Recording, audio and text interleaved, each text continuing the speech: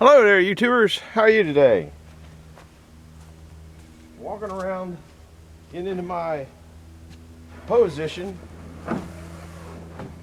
Now, on this fast wood splitter, I've been asked many times, like every time a new person gets on there, why this handle goes that way instead of going this way. And well, I give you a smart aleck answer because I learned that from my car. I had a console car, and to go in reverse you had to push it forward, and to go forward you had to go in reverse. But that ain't the reason. But think about that. I'm going to split a couple of these pieces of wood to kind of give you a quick demonstration if you don't know what I'm talking about, if you're new here, and maybe you didn't notice that things go backwards. Oh, my brain goes backwards. So we're going to start up and fire a couple pieces through here. I only run this thing at about medium speed.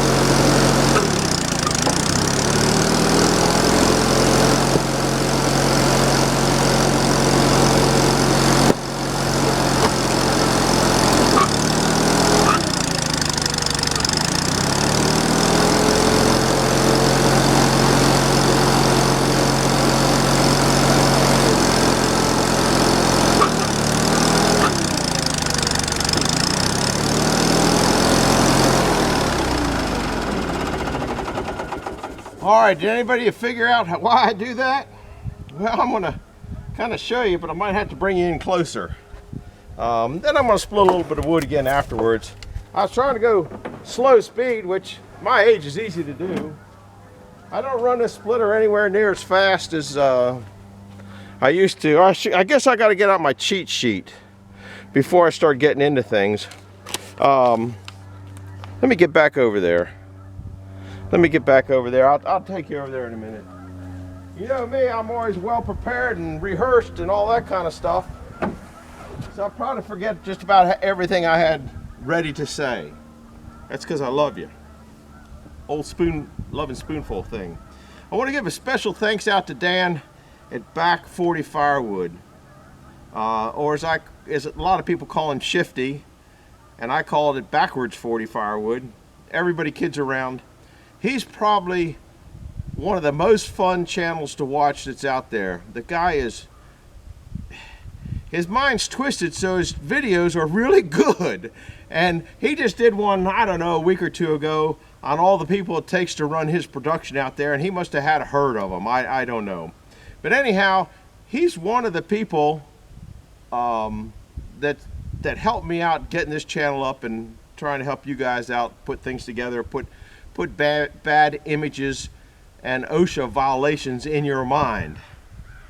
So blame him for those. Now back when this thing was invented, or a wood splitter was invented, or this thing was made, there was no YouTube, okay? There was no computer. It was just starting to have calculators out there. Benjamin Franklin did not invent the computer. This thing hasn't been around since this thing's been around. So keep that in mind. The only thing you go to is look at the back of popular magazines and mechanical books and stuff like that. But this was before the first gas situation in the, I guess the early 70s, 73, 74. This was before then. And when I started making this wood splitter, nobody knew anything about wood splitters. It was just something maybe a redneck would have out in the mountains. Okay, I'm not redneck. Okay, but I liked mechanical things and it was fascinating, so I started putting wood splitters together, and the first one that I built would not have split a pencil on a good day. Where do you go to find out what to do? Now you just jump on your computer and you got the answers right there. Back then you couldn't even get calculators. If you had a hand calculator, I don't think they were around in the early 70s. I don't think they came about until about, well, maybe 75, somewhere around there, and they cost about $70.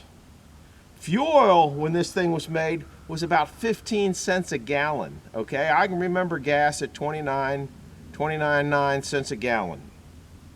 Anyhow, where I'm rambling. Why this handle goes forward. There was nothing to go by. No information, nothing. But in the back of one of the Popular Mechanics magazine, there was a lickety log splitter. And somewhere along the line in all those books I got in my back room, I still have a brochure for lickety log splitter. And that's what I had to go on. So what did they have?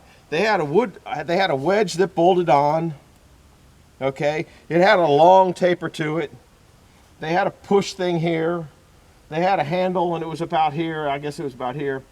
So anyhow, making things from stuff you have is something I've always done because I'm cheap, and that's just what we did back then. Everybody did that. You go find a part and said, oh, I can make this out of that, or I can make this out of that.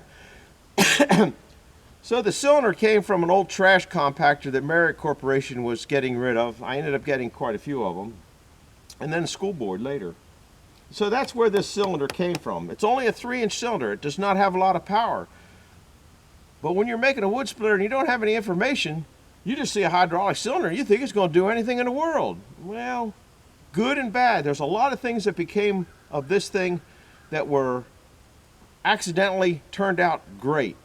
You know, you sometimes fall into a pile of poop and you come out smelling like a rose. Well, a couple of those things happened here.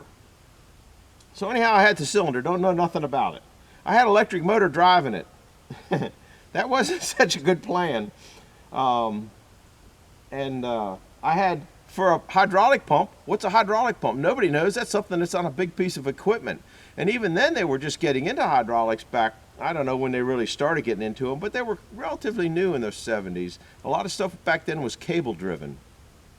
And it was it's nowhere near as advanced as it is now. Anyhow, that lickety log splitter just impressed the heck out of me. I got to make one of those. So I started making it. Not having any plans, okay, I know I wanted the handle here, okay? So now, I have a big log here. Now, normally this goes back. That's what I was going to show you. This is a 30-inch cylinder, and most of my wood wasn't 30 inches. So I figured, well, if I put well, first of all, I didn't do that. This came out later, but okay, so I put the log in here, and I have a big log now that's this big around. You couldn't push that handle forward. It hit the log. Oh crap, what am I gonna do? Real easy, just change the 2 lines on the back of the valve. So that's how this came about. So that's why it came about. What's turned out to be a good thing is, and I like it, and that's how the other splitter is it's very close. I don't have to reach. That reach is a second. That coming back is a second. 1, 2, 3, 4, 100 pieces of wood. You just wasted 2 or 3 minutes. Think about it. Thank you, airplane. How do you guys know? I think the government is surveilling me. That's the problem. Anyhow, that's how that came about, because I couldn't get it into the wood. I go, man, that was stupid. But now I really like it. When let me move this forward a little bit.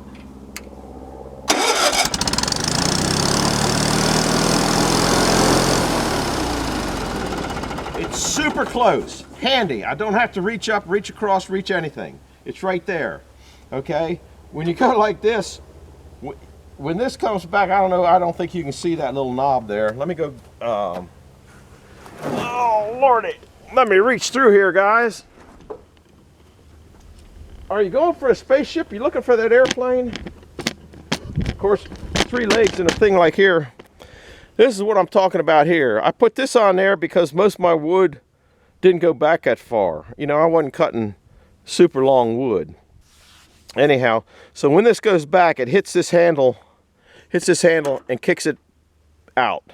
Okay, there's a detent that takes it back so it stays there on its own. Now, if you got one that's an auto cycle or something like that, whatever you have that works for you, let me get straight. Use it. But look at other ideas. Don't ever stop looking at ideas, because when you stop looking at other ideas, you're going to trip and fall and go behind. So on the other wood splitter that I've been working on for who knows, started making it back in the, oh man, I guess 80s, somewhere around there. And that's the one that I'm putting that diesel engine on. Just waiting on parts. You know, it's like, well, how long will it take for me to get this? Well, I can spend $2,000, or I can wait and spend $100 on a part that'll do just the same thing. So I'm a parts waiter, and I'm not in any hurry. Anyhow, the other one, remind you, this was all leftover stuff. So this is the head of the trash compactor, and these were the two channels that went out and moved it back. I did have this go all the way through, and when I wanted it to go recede all the way back to the park position, I would just push that through, but I just didn't like it, so that's why that came off of there. And I have another hole down here, so I was trying different sizes and stuff like that. One person said, you know, why don't you put a chain on it when you get one stuck on and pull it back, because I only have maybe a 3/16 inch pin here working it, and it would just shear that off. This is not very wide, because that's what the head of the wood splitter is, and who knew that you needed one that was way back there. But I'll tell you another thing that you want to see. Now, mind you, this wood splitter has been splitting wood, a lot of wood, for 50 years. I used to split wood and sell a little bit of wood. See this thing? This is the original I-beam. Okay, if I came down here with a micrometer and measured this, or this size back here to this size back here, you might find 2 or 3 thousandths of an inch wear, and that's about it. And I don't know that you'd find that. You might have this wore out a little bit, but that's still pretty snug after all these years. I mean, it's not, I'm tugging on it and it ain't wobbling a whole lot. Why all these people need these fancy wear plates? That's just more money. It just doesn't wear out that fast, guys. If that thing's wearing out that fast, there's maybe something wrong with your design. The cylinder down here, the front of this thing is so heavy that you can't pick it up and carry it around, which is a plus or a minus. I don't move it around my wood yard, so that's a plus. So that's what that cylinder does. Back here's a nice shelf for implements of mass destruction or implements of mass production. The battery and fuel tank's down there. I'll push that off, push this up here, slide this out. This is a umbrella stand. Now in the summer I was playing around with umbrellas, and that's what that is. You can't really see down in here. The gas tank's an old Freon bottle. Okay, the battery's an old battery. The new gas chewed up the fuel pump, so I had to put electric fuel pump on it. The motor is a Kohler. Okay, I don't know if you can see it in there. I just lubed some of this line because that gas line is kind of, or the speed line is not smooth. And they say if you put oil on the outside of it, it'll soak in and help it. That's what the pump is. Got no idea what size it is. As I remember, but I don't remember yesterday, it was 8 gallons at 1,000 RPM, and I probably run this thing at about 1,800 RPM. What makes it so fast is the small cylinder. And it also is a single stage. Nobody knew what 2-stage pumps were back then. You know, hydraulic pump, I need a hydraulic pump, you need a hydraulic pump. The reservoir is way too small. That's what was on the trash compactor, because you figure on a trash compactor, you do one smash, then you come back an hour later, maybe do another smash. And it does get hot, but the thing works so good that I ain't messing with it. So that's kind of a look at it. I don't know what else there is, but that's the reason the handle goes the way it does, and I like it now because I don't have to reach up for it. Okay, look at that. They know. I'm telling you, they're watching me. Hear it? And there's no airport close by. Guys, there's no airport close by. So I'm going to split a couple more pieces and let you see kind of what it is. Let's see if I finished everything on my list. Thank you to Shifty out of Back 40. Pictures in the back of a book. I try to write down so I can remember a little bit. No one ever, even back when I made this wood splitter, nobody even heard what a wood splitter was. What are you making that for? What are you making that for? Because every time I try to split a piece of wood with an axe, I hit myself in the leg. Fuel oil back then was around 15 cents a gallon. Liggly Log Splitter was the only log splitting company out there. Oh, another thing that I got from the olden days, I also got maps. That's what that is. Okay, basically saying that I still have the Liggly Log Splitting catalog from years ago. I'd love to have a Liggly Log Splitter. You want to talk about good wood splitters, and I'm pretty sure they went out of business years ago. They were so far advanced on their wood splitters. There wasn't anybody else making them, but even to this day, I think they're more advanced than some of these wood splitters. I know what I need to talk about. Another thing that makes this thing so fast is I don't have a 4-way wedge. I don't have a 6-way wedge. And the problem is I don't have enough power to push it. That was an accident that became a good thing. Okay, because when you're building a wood splitter and you go out and buy your wood splitter, I would say 95% of your wood's going to be able to be split with. This has only got 7 tons of pressure. 7 tons of pressure. Okay, why do you need a 42-ton, a 35-ton, a 24-ton wood splitter? Okay, it's because their wedges are too wide. Okay, or they want to split 4-way wedges. Now, if you watch me when I split, if I had a 4-way wedge in here, to pull that wood out would be an obstruction. Number 2, if they go up and down, where are you at? You over here at the valve, up, down, up, down, up, down. That's chewing up time. I'm gonna have it split and gone by the time you're still thinking about it. If you have like a 6-way wedge, then you start to get flowers that spread out, okay? And they either fall off your table or fall off your wherever, and you're picking them up, okay? The problem isn't the splitter splitting it fast, it's you getting it to the splitter and away from the splitter, which is kind of why you can get into this table here. I'll get into it briefly, maybe get into it more, maybe not. I split all my wood, or cut all my wood over there, do the first split with the big stuff with a splitter and stack it to where it's manageable. Okay, that's too slow of a splitter for me. So then I come back and put it on a bucket and put it right here. So if you take your wood splitter mobile and roll it over to your stack of wood, your row of wood, and if that's the way you got to do it, there's nothing wrong with it. Okay, but think about it. On your first row, you're 1 step, maybe 2 steps from that pile of wood. On your second row, you're 2-3 steps. On your third row, you're up to 4 steps. That's 4 steps on every piece of wood, in and out. And then you're probably just stacking them up on your daggone log lift anyway. So what we've done on several of them is taken the log lift section, your basket that catches the wood, gotten that away, take that, cut it off, but so it can be reapplied if you want to take your splitter out of its place, and build a big table here. Okay, big working pad. But once again, if you watch me, I put the logs on the table a lot when I'm splitting. But if I had that 4-way wedge or 6-way wedge, I run my belly into all this wood just about all the time to hold it. Okay, and you'll see when I get in there, I have a leather apron that I wear in the summertime, and I have this leather-faced coat that I have made for the wintertime. The coat probably cost me $10 up at Carlisle, an old work coat. And then I think at Northern Tool, I bought the leather apron, cut it down, then took it to a upholstery guy, charged me, I don't know, 20 bucks to sew it on, because I wanted it sewed on so it'd be good.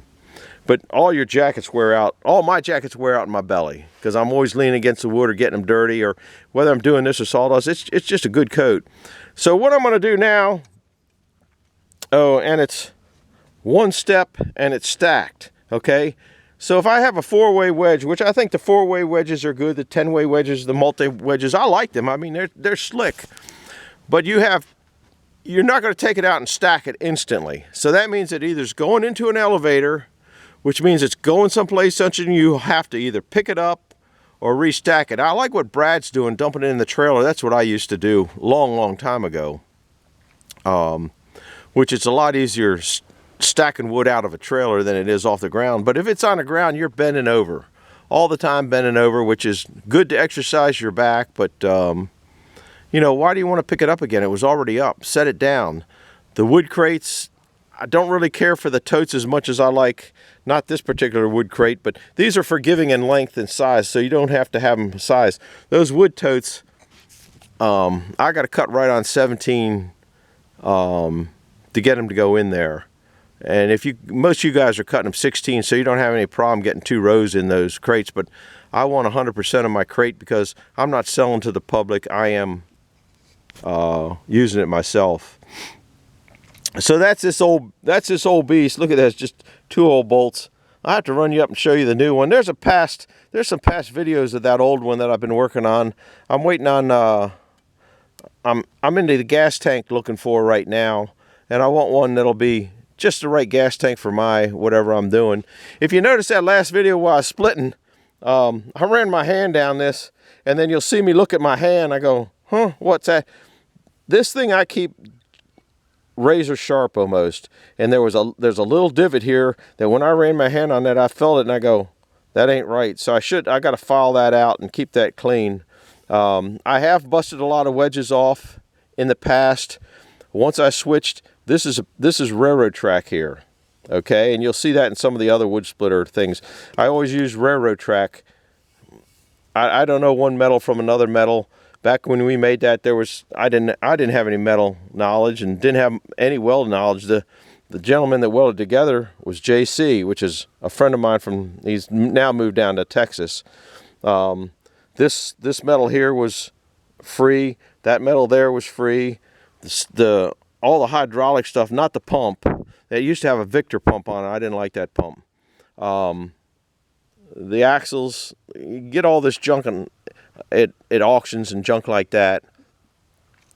This, because it overheats, this used to have a tray that went down here. You can kind of see the weld here, and this filled up with water to help cool things down. And the water went out those 2 holes in the back and dribbled down the back. But I'm to the point where I split a half a cord of wood or so, and I'm wore out. So let me get you back over there. I don't know how to get around here. You can't see how tight that is. First, we'll try to put the thing in there. And so maybe some of the stuff you see, you'll say, you know, maybe the old geezer was right. Tying these things on here. That's another thing.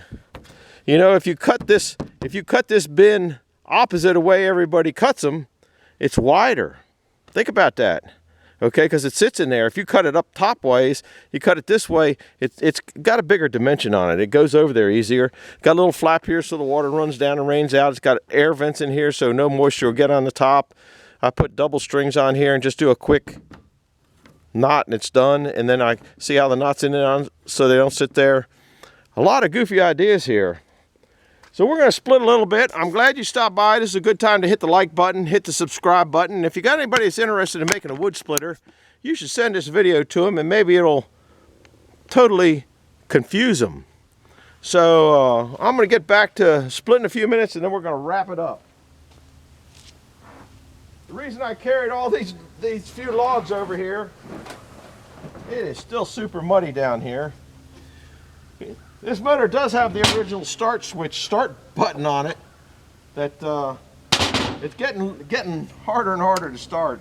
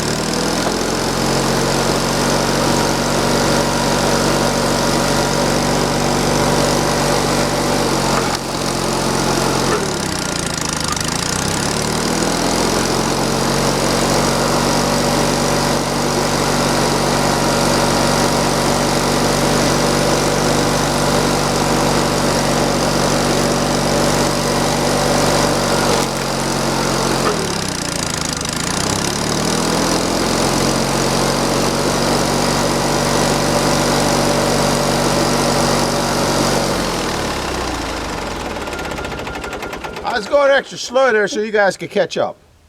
Anyhow, I'm gonna go over and play in the sawmill. I'm gonna go over and play in the sawmill. That gives you an idea. You know, scrounge around, get a table. You might find it works best. Oh, I know what I forgot to tell you. That's my chunks and hunks pile. Okay, there's a lot of pieces that don't stack in a wood rack nice. Okay, and so they just go in here and they'll dry good enough for me for next year. The boiler, you should be dry as possible wood as you can get. But it really doesn't affect the boiler quite as much as it affects, I don't know what it affects. I guess if you're burning in a stove inside or something like that. And you know, if I have wet wood, I just dump more air into it, and it burns good. I mean, you can't see the boiler up there running right now. Anyhow, I'm going from this to, I'm gonna go back to working on this cable on this sawmill over here. Kind of chilly out, no sun today. There was sun yesterday. I don't remember what I did. Oh, I got that distributor thing out yesterday that you haven't seen, but this is going on tonight. So you'll have to look forward to the distributor finally coming out of that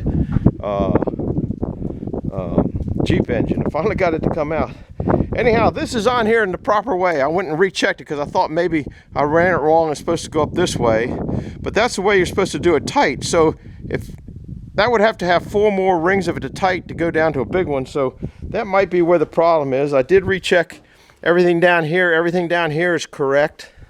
I don't know if I had the cameras in. All this is correct. I don't think this is popping off here because that's the major area that it would pop off if it was there. It's kind of a broken pulley that you can't get these anymore.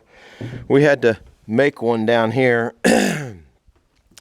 So anyhow, that's what's I'm gonna work on later today. See if I can't get this thing going, because I still haven't given up on that log. But I'm gonna move. Oh, we're at 29. I gotta go. I'm gonna move all this wood someplace. It's always in the way, and pull this out and metal detect it a little bit better. So anyhow, I'm glad you stopped by. Some more chunks and hunks there. I'm glad you stopped by, and maybe that answered all your questions on the wood splitter. And I'm going to put this one on tonight. So things are kind of out of order. Splitting's out of order. This is out of order. That's out of order. But that's the way my brain works. It's out of order all the time. You can see it's muddy down here. So thanks for stopping by. And like I said earlier, if you know somebody that's working on building a wood splitter, this might give them a few ideas, and critique other ones to see what you think can make them faster, because generally the slowest part is getting the wood to and from. We'll see you later. Thanks for stopping by. Hit that bell. Bye.